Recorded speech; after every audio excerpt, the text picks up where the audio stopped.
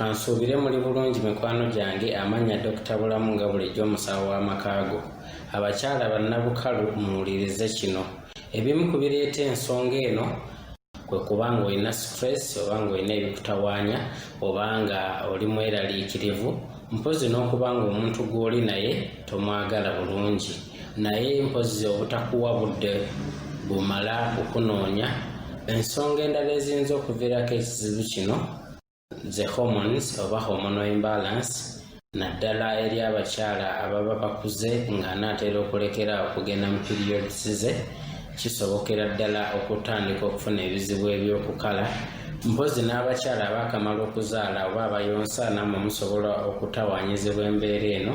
Abo abamira eddagala lya kansa n'abali ku family planning okugeza ng'eyakaiso oba akaweta ke bateeka muno mu mukono oba n'obuweke, kisobokera ddala okubulwa appetite ey'omu buliri. Abantu abanywa sigala oba taaba oba ba smokers, mpozi n'abalina endwadde z'obukaba basobola okufuna obuzibu obwo.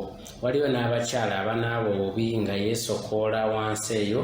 Bw'oba onaaba tosaana kuteekayo ngalo kuggyayo ebintu ebyo ebibeerayo, bireke bibeereyo kubanga Katonda yabitonda nga birina kubeera eyo. Kasita osokoolayo ebiriyo oba n'onaabayo ne sabbuuni oba n'okubayo perfume oba n'oteekayo ekintu kyonna ekitalina kugendayo, oba okyusa environment y'ekifo ekyo, ekifo ekyo ekikivaako kikala, oba oluusi n'ofuna n'endwadde nga kandida. Waliwo eddagala eriyinza okuleeta ekintu ekyo nalyo nga eddagala eririmu ekirungo kya antihistamines, okugeza nga eddagala lya asthma, eddagala lya ssenyiga n'eddagala lya allergy.